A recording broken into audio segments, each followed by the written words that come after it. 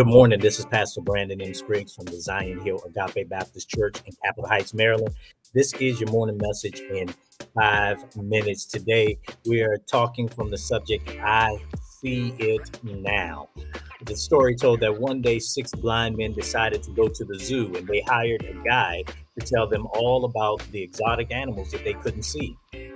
When they came to the elephants, the zookeeper wanted them to have more than a verbal description, so he allowed them to each feel the elephant. Since the elephant was large and since the zookeeper had limited time, he let each man touch one part of the giant mammal. The first blind man reached out and his hand grabbed the elephant's tail. Aha, he exclaimed. The elephant is like a big rope. The next man felt a massive elephant leg. He looked strange. No rope was that big. No elephant was like a large log of or tree.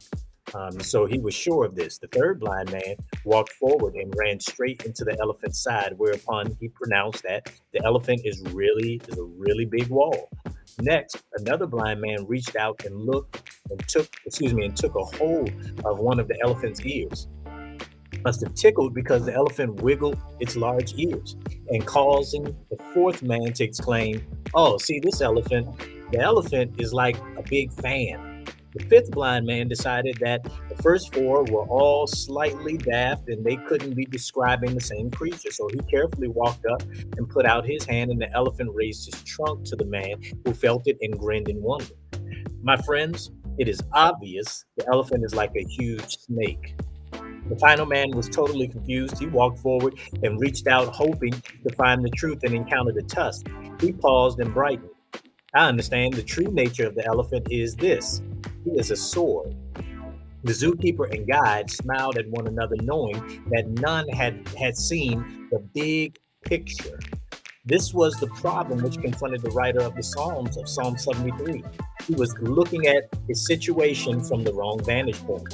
How often are we guilty of the same thing, only looking at part of it and making a total big picture out of part of it? There are times when terrible things come our ways during the course of our lives. When this happens, we tend to only look at what we can see. However, there is far more to the picture than these mortal eyes can see. God desires to show us the big picture today, and we praise God for it. I'm Pastor Brandon M. Spriggs from the Zion Hill Agape Baptist Church in Capitol Heights, Maryland, and this is your morning message for 5 minutes. Till next time, keep advancing the kingdom.